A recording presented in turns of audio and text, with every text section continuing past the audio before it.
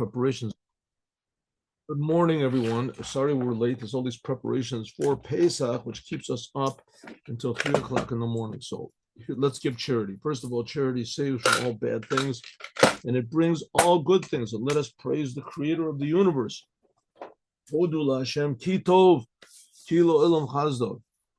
Thank you, God. You are good, and your kindness is eternal, and it's to the physical world. Here it is. And now let us begin learning the Holy Torah. Yesterday, we began.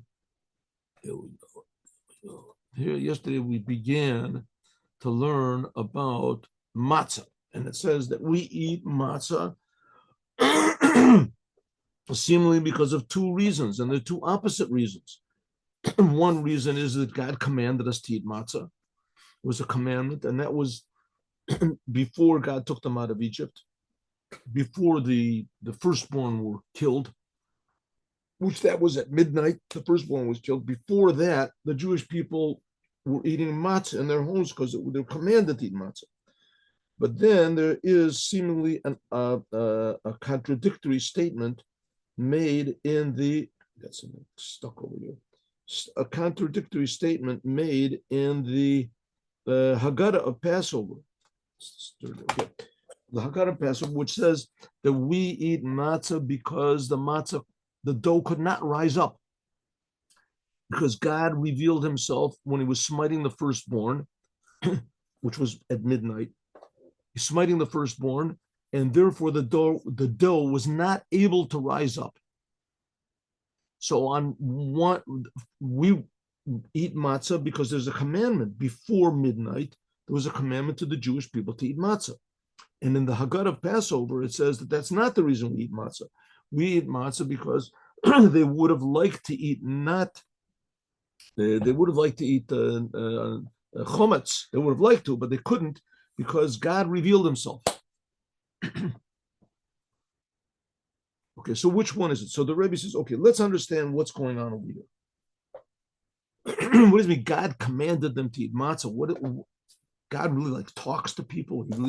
He tells people, and when he does talk, he says these weird, picayune things. Eat this type of bread, and don't eat this. That's what God's doing. That's what concerns God. So he says, yeah, because the whole thing of the commandments is to reveal godliness in the world. God made the world in such a way that it completely conceals the truth, right? We're in this world, and we feel this world is real, which is the fact. It is real. The fact is, we'd never dream that there is something more real than this world. And even more, that there's a creator to something more real than this world.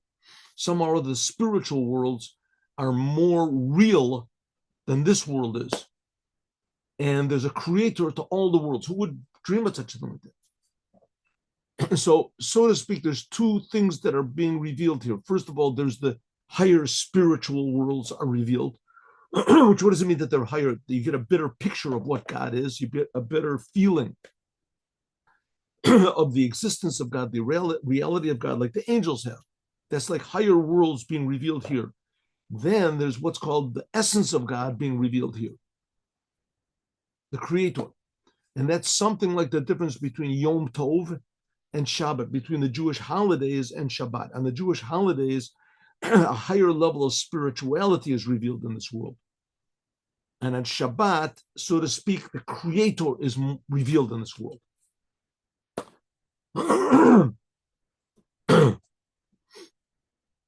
Okay, so that is the difference between Chachma and Bina. There's 10 sfirot. The two top ones are Chachma is the top and Bina is lower. So Bina means understanding. Bina means like to be built, something that you can experience. And Chachma is above understanding, totally above understanding. Okay, that's what we said before, right? Good, yes. All right, now let's skip. We're going to skip a little bit, 1 second.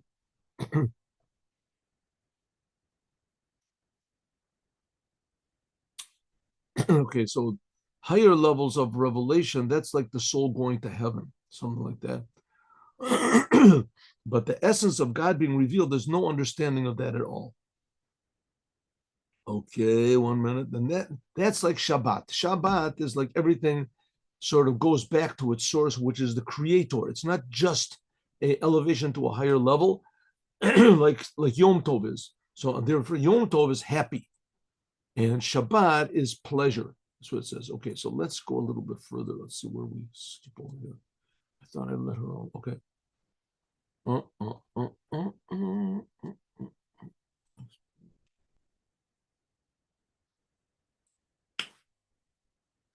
All right.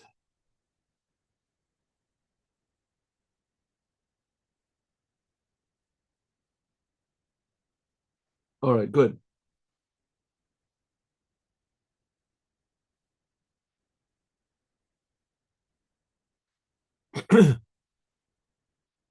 Okay, here we go. Ready? Let's do the do the summary of the first one. So it says, Kitzer, that's the idea of we must, in the evening, we eat matzot. That's before midnight. And the other one is that when God revealed himself at midnight, then all egotism was negated. The essence of God revealed himself, all was negated. And therefore, even the bread couldn't rise up. Because the difference between matzah and chometz is that matzah is just bread and water, and chometz is also just bread and water, but there's also air involved. It blows up, so there's more there than what meets the eye. So chometz is sort of like egotism, because egotism gives you a false feeling of what reality is, a false picture of reality, egotism. And that's chometz. And chametz we eat the whole year, because that's the job the whole year, is to elevate, in order to show why God is creating egotism in the world. What we should use our ego for. But in order to do that, so we have to have a proper preparation, and that's on Pesach. That's Passover gives us that preparation. So it says that's the two types of matzah. One type of matzah is before midnight. Then it's a commandment. We have to watch the dough that it doesn't rise up. And then there's after midnight when the dough can't rise up, because there's a big revelation of God. That's the difference between Yom Tov, and that's the difference between Shabbat. And Shabbat is a revelation of Chachma. It says there's no thought that can possibly grasp. That's like the essence of God, so to speak, because there's what's called Seder Hishtalshlut, the order of creation from one spiritual level to another. That's like Yom Tov. That's what's called the river. When man was created, so it says that God put man in the garden, which was watered by the river that came from Eden. And man was in the lowest place. He was in the garden. That's the idea of the Nar, the river that comes from Eden. Eden is like Chachma. That's like, so to speak, a revelation of the essence of God. And the river are all these spiritual worlds. In the garden, that's like this world. That's where God put man. So the purpose of man was in the world to draw from the river. That's like Yom Tov, which that draws from Eden. That's the source. That's like the essence of God. That's like Shabbat. It says in the river, it's relevant in this, all the spiritual worlds, that's the river. There it's relevant happiness.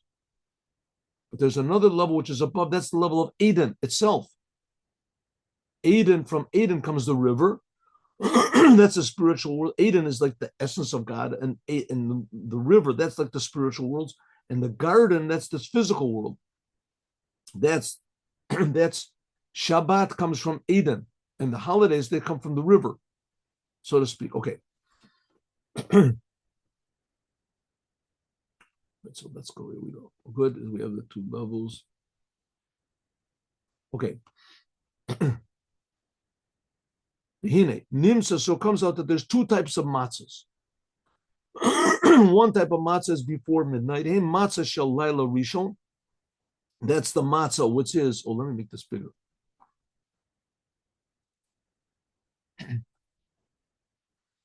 That's the now these are it's a commandment, right? The first night is a commandment to eat matzah. So when you do a commandment, you're linking yourself to the commander. So the matzah which we eat on the which they ate back then when they left Egypt, before they left Egypt, that was an obligation. That's from the lower level of the matzah. That's like spiritual. And the matzah that they ate all the days of Passover, which was after midnight, on that matzah it says that the dough could not rise up. Why? Because avotenu, our forefathers, when they left Egypt, really didn't need liot lehem matzah shel shimon. They didn't really have to, guard their matzah, their dough, all of the days of Passover. The only time they really had to guard it, that it shouldn't rise up, was before midnight, before God revealed himself and smote the firstborn, before they left Egypt. Then they had to be careful from chometz, which chometz is false egotism. But after they left Egypt, it was impossible. There was so much revelation of God, the truth, that they couldn't be drawn after the falseness of false egotism. There was no falsity. They just wanted to go wherever God wanted. But this was automatic. The matzah that they ate after midnight, it was automatic. They didn't have to watch the matzah. It was automatic. Because God revealed himself. And God is called the King of the Kings of Kings. Kings of Kings, that indicates the spiritual worlds. And Melech, the King, the Kings of Kings, that was the essence of God was revealed. It says, I am not a angel, I am not, it says, Ani v'lo Melech, Ani v'lo Soraf. God said, I took you out of Egypt. The Masha Kodesh Baruch Hu, the God which is called the King of Kings. Simply, what does it mean? The kings, these are the levels of God's kingship, which are below in this world. And the Malchei Malachim and the kings of kings, these are all the spiritual worlds, the hosts of heaven, like it says in Daniel, that there's the angel of the king of Persia, and God is called the king over the kings of kings. And that's what was revealed when the Jews got out of Egypt. And so the preparation for this revelation was eating matzah. And after the revelation, it was impossible for the dough to rise. All there was matzah. Also, God is called the King of the Kings of Kings. That's God's kingship. The lowest aspect of godliness is called malchut. But also because of how God conducts the worlds by means of all of his 10 sfirot. Malachim, it says that God is the King of the Kings of Kings. The kings, that's Netzach Hod Yesod. And the kings of kings, that's Chesed Gavur Tiferet, that's God's emotions. And that God is the King of the Kings of Kings, that's Chesed, that's Chachma Bin and Dat. In this physical world, can only be revealed the lowest aspects of God, Netzach Hod Yesod. In the world of Yetzirah, in the spiritual worlds, there God's emotions are revealed. But in the world of Bria, which that's the second highest dimension, if you want to call it, of creation, that's called Bina. But in Atzilut, there shines this level of Chachma.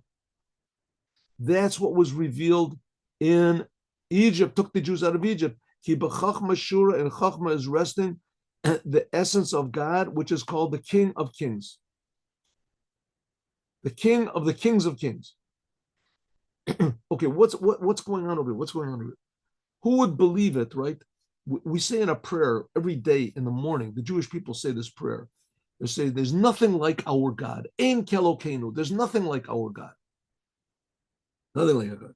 In other words, the other religions believe in God, but their God that they believe in is nothing at all like the God of Israel. Nothing at all. Why? Because we believe that the God of Israel He created the whole world that the other religions also believe. But we believe that the God of Israel cares about every detail. And the God of Israel, from all of the details in the world that he creates, and he creates with all the angels and everything, he chose the Jewish people. And he chose the Jewish people and put them into Egypt, into exile that was impossible to leave. And then he took them out of Egypt, which is also impossible task.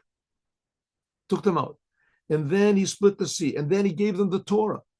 The Torah is a book with exact letters and exact commandments.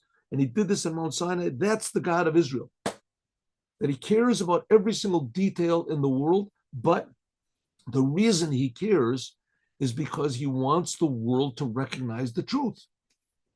That's the way that goes. Just like a human being. Human beings come up and they're supposed to be healthy, right? Nobody goes to the doctor and says, "Doctor, my arm hurts." So what? Your arm hurts. What do you? So what? Right? So a doctor, I have a headache. So big deal. So some people have headaches. Some people don't have headaches. Okay, next patient. That's $500. Please, next patient. Right?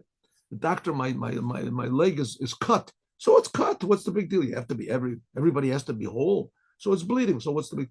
No one says that, right? Health is a thing which is taken for granted. Everybody has to be healthy. But the fact is people are not healthy, so they have to be fixed up. Well, it's the same thing with the world. The world is supposed to be healthy. God is great. The world is not healthy, so we have to fix it up. That's the job of the Jews. The problem is that when a person gets his leg cut or when it's so he feels that it's bad. But in this world, when we do bad, we don't feel it's bad. Exactly the opposite. We feel it's good. That's the trick of the world. That's what do you call it? The catch-22, they call it. That's the paradox of this world. When you do what's wrong, it makes you feel that it's right. The wrong usually pays off, and it makes you feel you're doing the right thing until your conscience starts bothering you, maybe. And then there's excuses to get rid of your conscience, right? In World War II, the whole World War II was just ways of methods of diverting or quieting down your conscience. Right, the atrocities which were done by the Germans and by the Japanese, just unheard of, right? Unheard of. And what was going on in Russia, just killing, they say that Stalin killed tens of millions of people, right? And he excused everything, right? Their conscience didn't bother them. Something quieted them down. I don't know. What quieted them down? This world. The world. You make excuses. You make excuses for anything. And that's the job of the Jewish people, is to come here in the world and to dispel all of the excuses and to reveal what is real, true, godly health. And that's what's called Chachma. That's why God took the Jews out of Egypt. And in order to do that, he gave them commandments, and the commandments connect you to the truth, the Jews to the truth. So revelation of Chachma, that's the revelation, what's called the level of Father. This was revealed after midnight. Therefore, automatically, the bread could not rise up. There couldn't be any falseness. There couldn't be any concealment.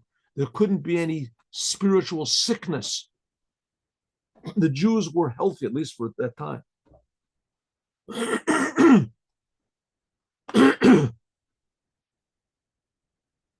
Like it says, Yirat Hashem b'nei umelech. It's a sentence in Proverbs.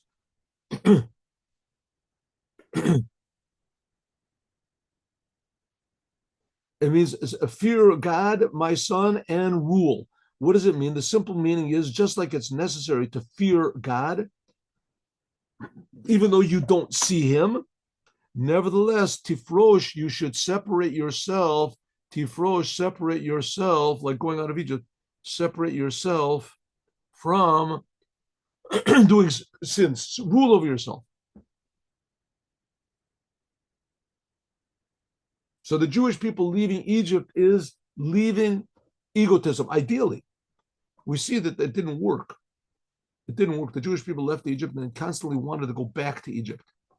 If it wasn't for Moses, they wouldn't have gone back.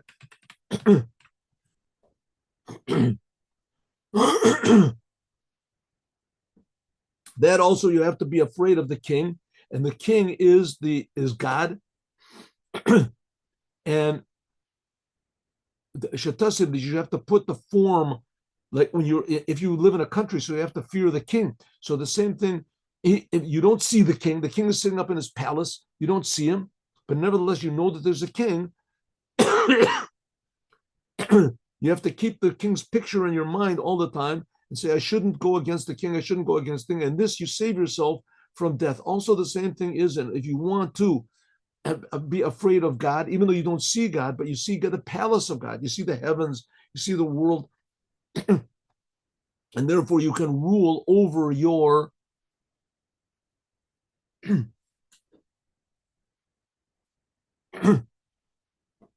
urges. And there's another explanation when it says, fear God and rule, that you rule over your, here it says you rule over sin, and here it says you rule over all of your urges. There's two explanations are true, namely that by means of true fear of God, who is the king of all kings, by means of this you come to rule over your urges and your urges and your how do you say, your desires.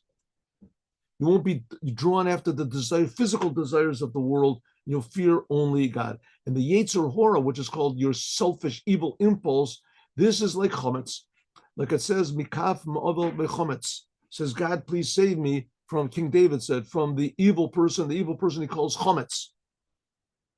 Therefore, by means when God was revealed to the Jewish people, azai then, mimel automatically, lo speak a chometz, and therefore the bread could not rise up. That's what we talk about in the Haggadah of Passover. The matzah that we're eating is after the midnight of 3,300 years ago.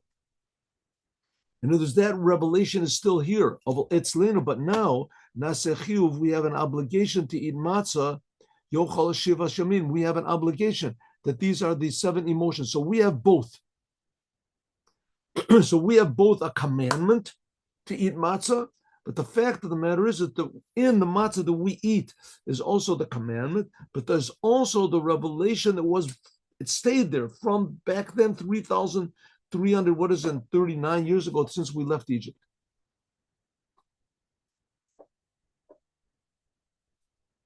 So that revelation is there.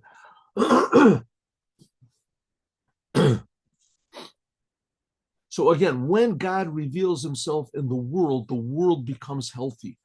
The world becomes positive. There's less lust. There's less anger. There's less confusion in the world. There's less aggression. There's less depression in the world. The world becomes a happier place where every individual can reveal his true potential to improve the world. So when God is revealed, it doesn't negate the world. It doesn't mean everybody goes to heaven. Judaism is not designed to get you into heaven. Heaven is a good thing. Don't get me wrong. It's a good thing. But when you have to go there, right, after a person dies, like I said so many times before, if Adam had not eaten from the tree and then the Jews were given another chance at Mount Sinai, if they wouldn't have worshipped the golden calf, there wouldn't be such a thing as going to heaven.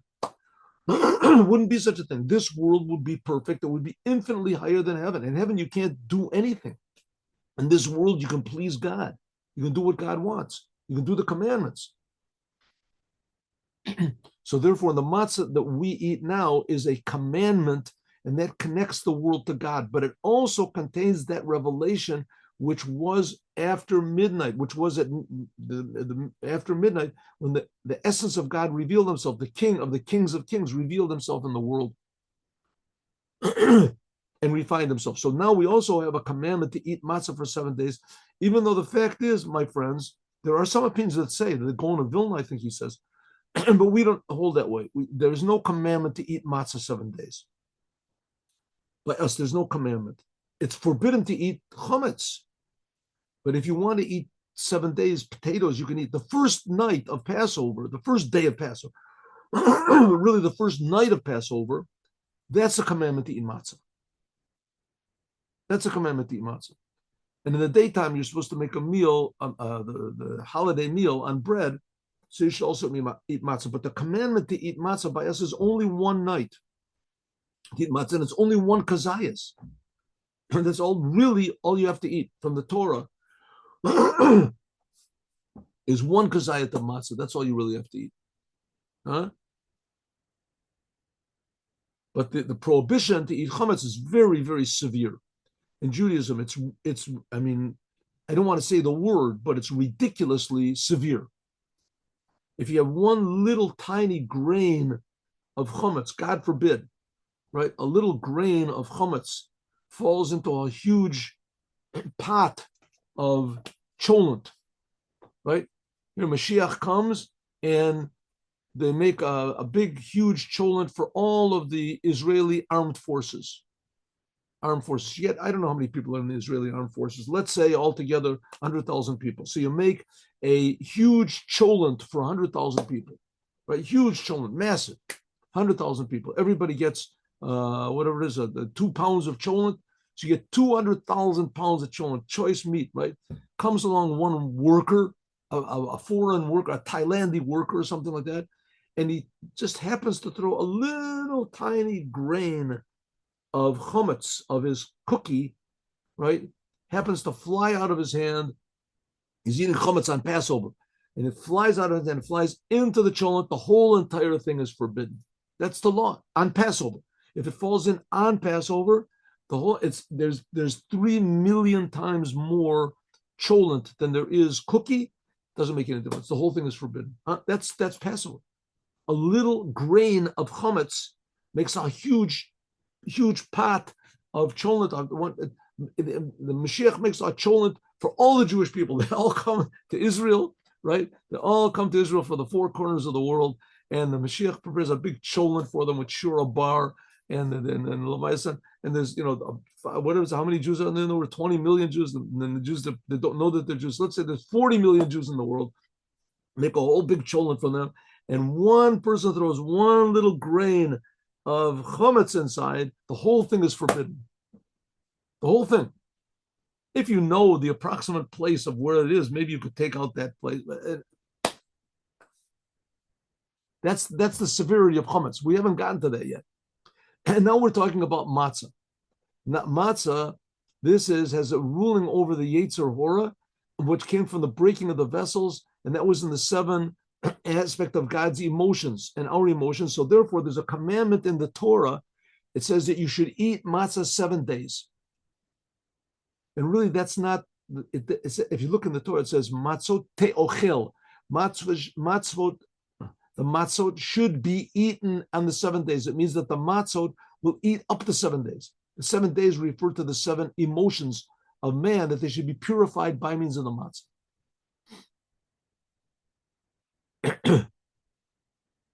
Okay, so if so, there's 2 types of matzah. There's matzah which was before God revealed himself. On the first level of matzah, it says that we eat matzah for what God did when there was matzah on the table. Namely, that's the matzah before midnight, before God revealed himself. Because of the matzah, because of what we did, we ate matzah. Therefore, God revealed himself this level of Abba. That's what God did to me. Namely, he drew down godliness or Ein Sof below into this physical world. That's what God did for me. Namely, what? That he drew godliness down. He did it for me. God was revealed down in this physical world.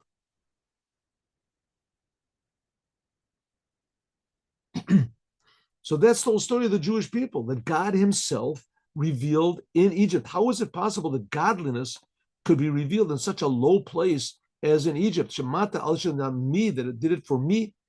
If I'm found in Egypt in such a low place, that's impossible. But only because of Zeh, namely that by means of matzah, God gave us a commandment of eating matzah, and by means of this matzah was drawn down the revelation of after midnight.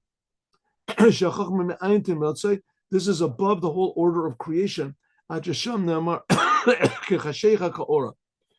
we have to realize we're dealing with God over here.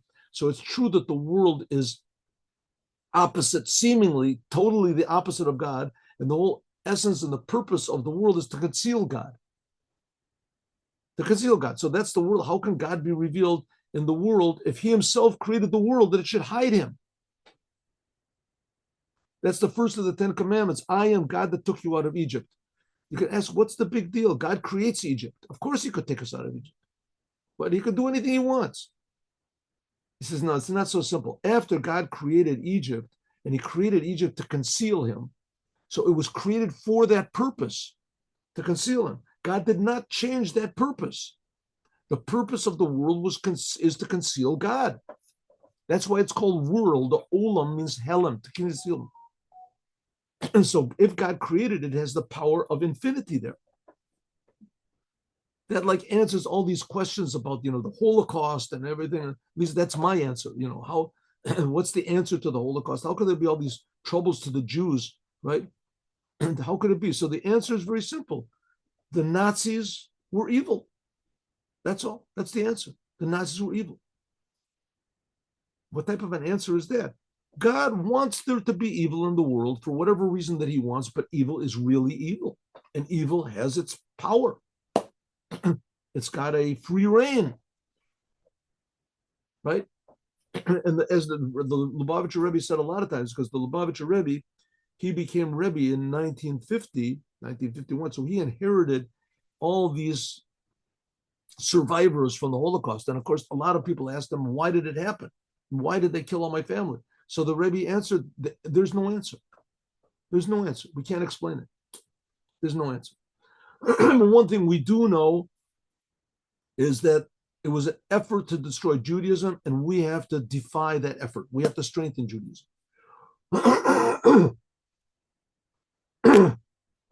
And that's what happened when we left Egypt, that God gave the power that we could reveal the essence of God in this terrible, physical, concealing world.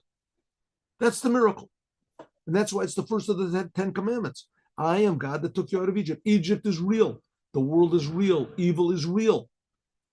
It's here. But it's only real insofar as it can try to convince you to go against God. As soon as you go do what God wants, all of a sudden you realize it's just a creation.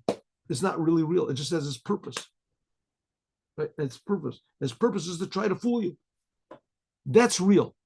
But it has a real, and sometimes, you see in the Holocaust, it did a pretty good job. There was a lot of people were killed. Innocent people for absolutely no reason. Right? These things will only be explained by God himself. But if you look at the other half of the picture, which comes out not to be just a half, there's a lot. The fact that the world exists and that we're alive, that's a pretty big miracle. And if we look at that, and not only that there's meaning in the world, there's the Torah in the world, there's Judaism. We got out of Egypt. So the future redemption will not be to destroy Egypt or destroy our enemies. It'll be to transform them, if it's possible. I don't know. So that's what it means, revealing godliness in the world. So it says that, like it says, V'avarti be'eretz Mitzrayim, I went over Egypt, I and not an angel, not another type of an angel. She'im b'chinas bria yitzir nasiya. And also Atzilut, it says, there's also these three levels of Bria, Yetzirah. The Malchut of Atzilut is called Asiya of Atzilut, and Chesed Gevurah Tiferet is called another level of Atzilut. Atzilut is like pure godliness. In Atzilut itself, there's also Bria, Yetzirah, and Asiya of Atzilut, because everything is divided and subdivided. That's how God created the world, right? That's also what it means. God said, in Egypt, I appeared. I, not an angel. This level of Malchut is also called, God's kingship is also called an angel. Melech and also Malach with an aleph. Says God, when I took you out of Egypt, not by means of any angels, not by means of any spiritual revelations, not by any lights or whatever. I myself, Shu'al Yadei Amshachos or Abba, that's what's called the light of God's Chokhmah, the essence, which is Atzilut of Atzilut, the highest of godliness. That's what took you out of Egypt. Pure, undiluted, non-concealed, pure godliness. I took you out of Egypt. And that's the God that's not like any other God. The God of Israel, his essence cares about every detail, and especially the Jewish people. That's the birth of the Jewish people. That God cares and took us out of Egypt. Miracles. The Jewish people are nurtured and they're born in miracles. The month of Nisan is the month of Nisim. Nisim means miracles. In Egypt, it says that God created Egypt. Egypt is the place of tumah, of evil, of defilement. How could they get out? It had to be only by drawing down the highest of highest levels of God. The highest level of God, it says there, darkness is not dark. It's the creator, the creator of darkness. By the essence of God, darkness is like light. That's Or Abba. There's discourses in Chassidut explaining how did Haman succeed. Haman, he wanted to destroy all the Jews. Haman was an evil guy. How did he think he was going to defeat Mordechai, who was like pure, holy, true? So Haman said, listen, one second, I exist, right? Why do I exist? I'm an evil person. I want to go against the Torah. I want to kill the Jews. And here I'm still existing. I wake up in the morning, I brush my teeth, I talk to my children, right? Here I am, right? If God really exists and he rules over the whole world, so why is he creating me? Where do I come from? Obviously, I must come from God. He believed in God, right? Obviously, God wants me to be here. So this is a level of godliness where bad and good don't exist. Before God created bad and good. And that's where Haman got that. Says that's why he built the scaffold to hang Mordechai 50 amas high. 50 amas high. But he didn't reckon with the self-sacrifice of the Jews. He didn't know that the Jews also could get to this level. What he did was selfish. The Jews could say, we're giving ourselves over to God totally. We're not going to deny our Judaism. We don't care if we die, if we live. We're not going to deny our Judaism. God said, oh, this is what I want. And he saved the Jews. The Jews became crazy. Says that craziness was first revealed when God took the Jews out of Egypt. It was the essence of godliness where there's no good and there's no bad. And nevertheless, from that place, God chose the Jews. Makes no sense, but that's what it is. That's what the Jews achieved by eating matzah before midnight. That's what it means that God took them out of Egypt himself. Not by means of an angel, not by means of any emissary, not by any sort of a level. Only by himself. All these high levels were wonderful, but it wouldn't take the Jews out of Egypt. These are relevant to the creation. And the only thing that could take the Jews out of of Egypt was I, and not an angel. Okay, now let's understand what it means. I took you out of Egypt and no one else. That we say in the Haggadah of Passover. I took you out of Egypt, right? I took you out of Egypt. I took you out of Egypt, not an angel, not a soraf, not any levels. I took you out of Egypt. I and no one else. What does it mean, I and no one else? This and much more we're going to learn tomorrow. And this was achieved by the Jews eating matzah.